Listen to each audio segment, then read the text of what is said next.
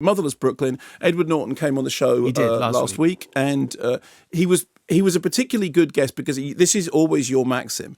If somebody has really put their heart and soul into a film, then when you interview them about them, they will go the extra mile because it means it. And you could tell from everything about Edward Norton's manner and his engagement and his willingness to talk and all the rest of it. Just like Chadwick Boseman a few weeks before. Yeah, exactly. So this is adapted.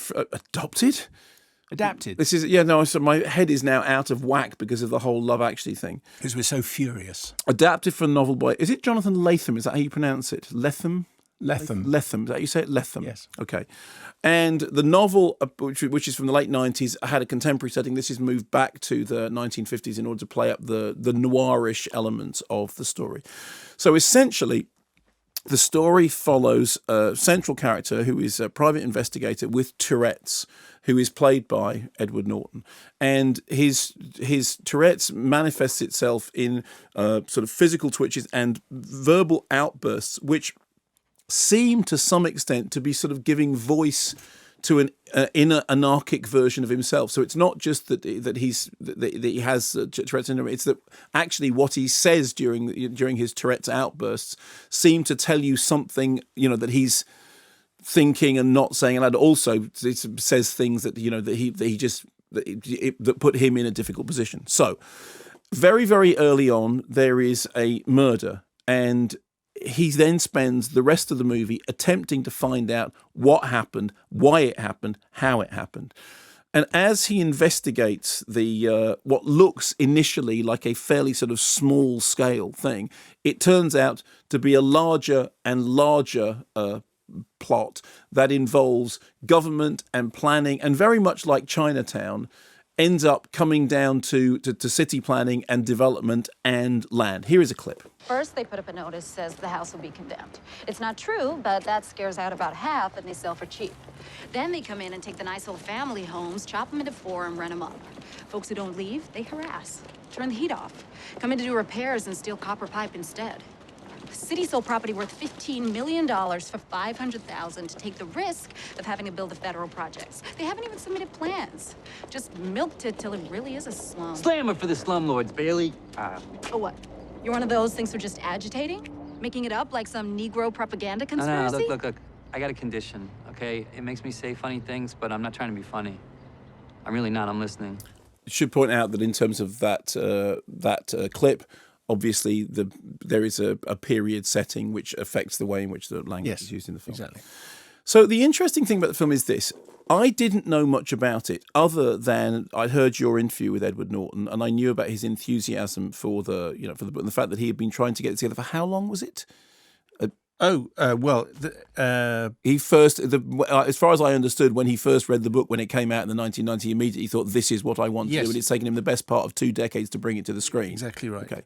And in doing so, he's assembled a star-studded cast: Alec Baldwin, Willem Dafoe, Bruce Willis, Mbatha-Raw, who, of course, is absolutely terrific.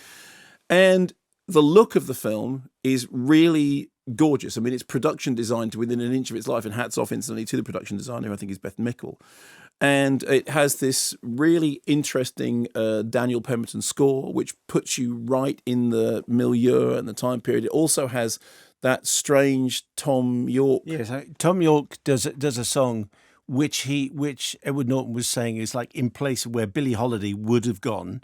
He wanted Tom York to do it, and Wynton Marsalis has got lots of music in it as well. And on the soundtrack, it's mainly Wynton Marsalis and Tom York. Yeah, so it's a really interesting soundtrack. It is, and the film itself follows this kind of strange, sinewy path in which there is a larger story that is unfolding like in the immediate foreground, essentially. So we know as much as the central character does at any point. So we kind of share his confusion, and then we also share his revelations as he finds out what's going on.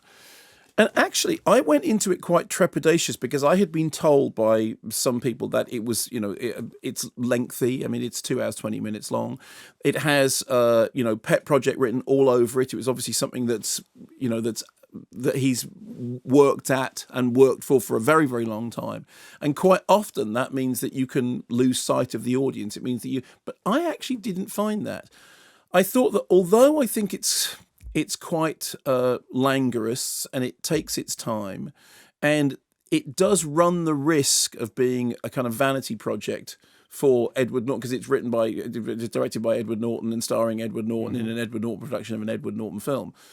Actually, I think that there's enough of the other characters around it to turn it into a wider and broader drama than that, particularly Baldwin, who is really, really great and plays this character who during the course of the narrative we come to associate with certain modern characters. And I think the way he plays that is really, he's like, his performance is terrific. And I think it's kind of, it's like a best supporting actor performance, frankly. And the great thing about that, carry on. That Alec Baldwin role is he's playing Moses Randolph. Yeah. Based on a real life character called Rob Moses. And we didn't have time to explore it in the interview, but it's quite clear when you see the movie that the whole of the housing situation in New York is based on his racism, and the disadvantage that the African American community have in New York comes from this guy and from the housing and the decisions that were made in the 50s. Yeah, it's an amazing story. So I think that actually, despite my anxieties about how it might go, I enjoyed it more than I thought it would. The only thing I would say is I did go into it thinking, I think this is going to be a slog, and I was then surprised when it wasn't. What did you think? Oh, I mean, I really liked it. Good. Okay, fine. And I loved the way it looked. It looks great. There's nothing else like it out there at the moment. It looks really, really good. Because it's an old-fashioned movie about a private detective really trying to work out what the story is. And I thought Edward Norton is always very watchable. I love his voice.